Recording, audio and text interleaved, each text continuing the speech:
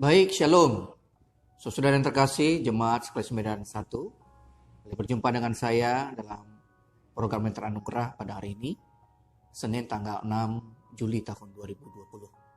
Seperti biasa, sebelum kita mendengarkan firman Tuhan, mari kita tundukkan hati dan kepala untuk berdoa. Mari kita bersatu dalam doa. Bapa, terima kasih untuk satu malam ya Tuhan yang sudah boleh kami lewati. Saya percaya Tuhan menjaga dan memelihara kami dengan sempurna. Dan pagi hari ini Tuhan kami kembali boleh bangun dalam keadaan yang baik dan siap untuk melakukan segala kegiatan kami. Sebelumnya Tuhan kami ingin mendengarkan suara-Mu di dalam firman Tuhan yang sebentar lagi akan kami dengarkan. Itu boleh menjadi kekuatan dan penuntun di dalam kehidupan kami. Setidaknya selama satu hari ini. Berserah Tuhan kepada kami semua, kami sedia untuk mendengarkannya. Di dalam nama Tuhan kami, Yesus Kristus, kami sudah berdoa. Amin. Bapak Ibu Saudara yang terkasih, firman Tuhan yang akan saya bacakan dalam renungan pagi pada saat ini. Terambil dari surat Roma pasal yang ke-7, ayat yang ke-19 hingga ayat yang ke-20. Demikian bunyi firman Tuhan. Sebab bukan apa yang aku kehendaki, yaitu yang baik yang aku perbuat, melainkan apa yang tidak aku kehendaki, yaitu yang jahat yang aku perbuat. Jadi jika aku berbuat apa yang tidak aku kehendaki, maka bukan lagi aku yang memperbuatnya, tetapi dosa yang diam di dalam aku. Demikian juga pembacaan firman Tuhan yang berbahagia adalah kita semua yang tidak hanya mendengarkan, tapi yang juga melakukannya di dalam kehidupan kita setiap hari. Saudara yang terkasih, saya memberikan tema kecil dalam renungan pagi pada saat ini, yakni tantangan berat di dalam melakukan kebaikan. Jadi saya ulangi, tantangan berat di dalam melakukan kebaikan. Masih seperti yang saya sampaikan pada minggu-minggu sebelumnya, terhitung pada hari ini, tanggal 6 Juli tahun 2020, kita masih dalam situasi yang sangat sulit, karena kita masih harus mewaspadai dengan begitu ketatnya penyebaran virus COVID-19 yang saat ini masih belum terkendali. Kemarin saya sempat mengikuti sebuah seminar dengan salah satu pembicaranya adalah dari BPBD Sumatera Utara, khusus untuk penanganan COVID-19 di Sumatera Utara. Dan beliau mengatakan bahwa Sumatera Utara saat ini masih dalam masa transisi untuk menuju new normal. Kita belum masuk pada masa new normal, tetapi masih transisi menuju masa new normal. Dan khusus untuk Kota Medan dan sekitarnya, berita buruknya adalah bahwa kita masih dalam status zona merah.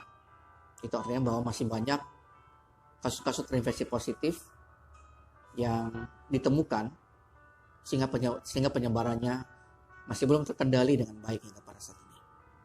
Itu artinya di sekitar kita saat ini, Bapak dan Ibu, masih banyak sekali orang-orang yang dapat menularkan kepada kita atau yang menjadi korban meskipun mungkin tanpa gejala. Dan bisa jadi salah satunya adalah kalau kita tidak berhati-hati, kita mungkin akan menjadi korban karenanya. Dan itu kemudian kita mungkin semuanya patut bertanya di dalam diri kita masing-masing. Saya yakin demikian. Kenapa begitu sulitnya memutus mata rantai penyebaran COVID-19 ini? Walaupun mungkin kalau kita melihat orang-orang sekitar kita sudah banyak memakai masker. Saya kemarin juga ke salah satu pusat perbelanjaan.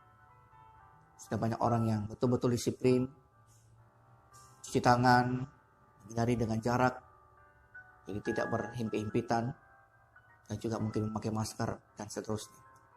Tetapi juga kita harus jujur mengakui bahwa kalau kita ke tempat-tempat yang mungkin yang lain, misalnya seperti pasar tradisional, atau di jalan, dan seterusnya, kita masih menemukan banyak sekali saudara-saudara kita yang sama sekali tidak peduli dengan hal ini. Mereka abai terhadap protokol-protokol kesehatan. Dan seolah-olah mereka sama sekali tidak tahu bahwa ada bahaya yang sedang mengintip mereka, yang sedang berada di sekitar mereka. Bahkan lebih ironisnya lagi adalah mereka justru mencemooh. Dan seolah-olah mengatakan bahwa virus COVID-19 tidak ada dan mereka tidak takut karenanya. Sungguh ini sesuatu sikap yang menurut saya tidak baik. Dan saya berharap kita semua, anak-anak Tuhan khususnya, tidaklah punya sikap yang seperti itu. Itu adalah suatu sikap yang menunjukkan bahwa kita tidak peduli dan kita menyombongkan diri kita terhadap apa yang mungkin saja terjadi dalam kehidupan kita. Jangan sampai hal itu terjadi dulu Bapak Ibu. Baru kita sungguh-sungguh mentaati apa yang dianjurkan kepada kita. Lalu kemudian kembali pada pokok persoalan. Apa yang menyebabkan saudara kita atau Kota Medan dan Sumatera Utara pada umumnya begitu sulitnya untuk memutuskan mata rantai penyebaran COVID-19 ini? Apakah semata-mata karena vaksin belum ditemukan sehingga ini belum terkendali hingga pada saat ini? Menurut saya tidak. Apakah karena usaha pemerintah yang sangat kurang? Menurut saya mungkin bisa menjadi salah satu faktor. Tetapi bukan itu yang menjadi penyebab utama. Menurut saya menjadi penyebab utama kenapa penyebaran COVID-19 ini masih belum terkendali. Bahkan justru korban-korban yang semakin bertambah dan meningkat adalah perilaku dari masyarakat itu sendiri. Dan tidak tertutup kemungkinan bahwa orang-orang Kristen juga ada di dalamnya. Perilaku masyarakat itu sendirilah yang menurut saya menjadi penyebab utama kenapa hal ini sangat sulit untuk kita putuskan. Sangat bertolak belakang Bapak Ibu. Satu sisi kalau kita ditanya, apakah kita ingin COVID-19 ini segera berakhir? Saya yakin kita semua akan menjawabnya dengan cepat dan lugas. Kita ingin pandemi COVID-19 segera berakhir. Kita ingin segera kembali dalam kehidupan kita yang biasa. Kita ingin segera kembali melakukan aktivitas kita seperti biasa sebelum pandemi COVID-19 terjadi. Tetapi lucunya adalah, atau ironisnya adalah, yang kita lakukan dalam praktek justru sebaliknya. Keinginan kita untuk segera berakhir masa pandemi COVID-19 ini justru berbanding terbalik dengan apa yang kita lakukan dalam praktek nyata. Justru yang banyak dilakukan oleh orang-orang adalah melakukan apa yang sebenarnya tidak ingin memutuskan mata rantai penyebaran, tapi justru ingin memelihara dan melestarikan supaya pandemi COVID-19 ini tetap berlangsung terus-menerus. Menurut saya secara jujur itulah yang saat ini sedang terjadi dalam kehidupan kita. Kenapa bisa seperti itu? Bisa saja orang mengatakan mungkin karena hukum tidak ditegakkan secara baik. Saya setuju. Mungkin juga orang mengatakan ini faktor ekonomi. Karena orang harus bekerja dan melakukan segala kebaikan mereka untuk menjawab mereka terhadap keluarga. Saya juga setuju. Tapi menurut saya sebagai seorang hamba Tuhan, dan bagi kita orang-orang Kristen pada saat ini bukan semata-mata soal penegakan hukum, dan juga bukan semata-mata soal pemenuhan kebutuhan ekonomi.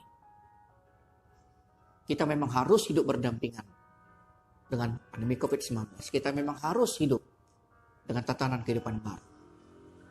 Karena kita tidak mungkin hanya berdiam diri di rumah dan tidak melakukan apa-apa. Kita memang harus terus bekerja untuk melakukan segala tanggung jawab kita, terhadap diri kita dan keluarga kita. Tetapi kita juga harus ingat Bapak yang terkasih, semua itu harus kita lakukan dengan protokol kesehatan yang ketat yang sudah sampaikan disosialisasikan begitu banyak di dalam berbagai media. Lalu secara teologis Bapak Ibu, itulah yang terjawab dalam firman Tuhan yang tadi kita baca. Saya ulangi kembali membaca ayat yang ke-19 dan 20. Sebab bukan apa yang aku kehendaki yaitu yang baik yang aku perbuat, melainkan apa yang tidak aku kehendaki yaitu yang jahat yang aku perbuat. Jadi jika aku berbuat apa yang tidak aku kehendaki, maka bukan lagi aku yang memperbuatnya, tetapi dosa yang hilang di dalam aku. Jelas dikatakan oleh firman Tuhan ini, bahwa Rasul Paulus menjelaskan kepada kita bahwa ingin kita manusia dalam arti ini memang ingin berbuat baik. Kita ingin merencanakan, kita ingin meniatkan, kita ingin melakukan apa yang baik. Tapi kedagingan Bapak Ibu, tubuh kita ini justru melakukan yang sebaliknya. Yang baik yang kita rencanakan, tapi justru yang tidak baik yang kita lakukan. Dan akar dari itu semua, firman Tuhan tadi Pak yang kedua, adalah dosa. Inilah hebatnya pengaruh dosa dalam kehidupan manusia. Dan yang baik Bapak Ibu itu bisa berubah dengan melakukan kejahatan atau sesuatu yang sebaliknya yang tidak Tuhan kehendaki. Kenapa bisa seperti itu? Itulah akibat dosa yang saat ini sudah sama-sama kita mengerti. Sejak dosa masuk ke dalam dunia, mulai kejatuhan manusia ke dalam dosa, hingga saat ini dosa perbuatan yang terus dilakukan oleh manusia, itulah yang menyebabkan kita terus menerus tinggal dan seolah tidak berdaya di dalam melakukan kebaikan di dalam kehidupan kita saat ini. Lalu apa solusi yang dapat kita petik, yang dapat kita harapkan untuk kita lakukan? Tidak lain tidak bukan adalah kita hanya bisa mengandalkan kekuatan di dalam Tuhan kita Yesus Kristus. Kalau dengan akal, pikiran, kekuatan kita sendiri Bapak sebagai manusia, kita tidak akan mampu melawan kejahatan karena dosa yang ada dalam tubuh kita. Hanya kalau kita datang meminta pertolongan dan kuasa di dalam nama Tuhan kita Yesus Kristus, maka kita dapat melakukannya. Jangan kalah terhadap dosa. Jangan kalah terhadap tubuh. Jangan kalah terhadap keinginan-keinginan kedagingan kita Bapak Ibu. Di mana mungkin banyak orang di luar sana yang tidak ingin melakukan protokol kesehatan. Tapi kita orang-orang Kristen setidak-tidaknya kita tetap konsisten, tetap setia, tetap melakukan apa yang Tuhan kehendaki. Lakukanlah perbuatan yang baik meskipun kejahatan dalam tubuh kita sangat sulit dan ini merupakan tantangan berat di dalam kehidupan orang Kristen. Kita berharap paling tidak lingkungan kita atau orang-orang terdekat kita itu tidak ada yang terpapar karena kita melakukan protokol kesehatan dengan baik. Dan kita juga berharap bahwa gereja, orang-orang Kristen dapat boleh menjadi contoh dan teladan yang baik bagi seluruh masyarakat di dunia ini. Supaya mereka dapat melihat bagaimana orang-orang yang melakukan protokol kesehatan dengan ketat dan baik. Itu dapat boleh menjadi contoh yang baik. Di mana kita dapat memutuskan mata rantai penyebaran COVID-19 ini. Dan kita dapat kembali beraktivitas seperti yang kita rindukan bersama. Dan firman Tuhan sungguh-sungguh dapat kita mengerti sehingga dapat kita lakukan di dalam kehidupan kita setiap hari. Amin. Kita bersatu dalam doa. Bapa, terima kasih untuk firman Tuhan yang boleh kami dengarkan pada saat ini. Kami sungguh percaya Tuhan, bahwa meskipun kami sadar bahwa ketika kami ingin berbuat baik, justru yang jahatlah yang kami perbuat. Kami sadar Tuhan bahwa dosa begitu berkuasa dalam kehidupan kami. Dan kami seolah-olah tidak berdaya untuk melawannya. Tapi kami tahu pasti Tuhan bahwa kami hanya dapat melakukan itu kalau kami meminta pertolongan dan kekuatan daripada Tuhan kami Yesus Kristus. Tuhan hadirlah, berikanlah kami kekuatan agar kami tidak kalah melawan segala keinginan daging dan kejahatan, tapi justru melakukan apa yang baik yang Tuhan kehendaki. Berkati Tuhan kami sepanjang hari ini, berkati pekerjaan dan usaha yang kami lakukan, berkati seluruh anggota-anggota keluarga kami di mana mereka berada. Jauhkanlah kami Tuhan dari hal-hal yang tidak kami inginkan, khususnya paparan COVID-19 pada saat ini. Ya Tuhan, inilah Bapa doa dan syukur kami Tuhan kepadamu. Yang kami persembahkan yang di dalam satu nama, itu Tuhan kami Yesus Kristus yang adalah Tuhan dan Juru Selamat kami, yang telah mengajarkan kami doa Bapa kami. Bapa kami yang di surga, kuduskanlah namamu, datanglah kerajaanmu, jadilah kehendakmu di bumi seperti di surga. Berikanlah kami pada hari ini makanan kami yang secukupnya, dan ampunilah kami akan kesalahan kami, seperti kami juga mengampuni orang yang bersalah kepada kami. Dan janganlah mukanya ke dalam pencobaan, tapi lepaskanlah kami daripada yang jahat. Karena Engkau yang empunya kerajaan, dan kuasa, dan kemuliaan sampai selama-lamanya. Amin. Kita terima berkat dari Tuhan, kasih karunia dari Tuhan kita Yesus Kristus, dan kasihnya Allah Bapa dalam persekutuan Roh Kudus, dan senantiasa akan menyertai, dan juga memberkati saudara-saudara semua, pada pagi hari ini, besok, bahkan sampai selama-lamanya. Amin. Shalom Bapak Ibu, selamat pagi. Tuhan memberkati.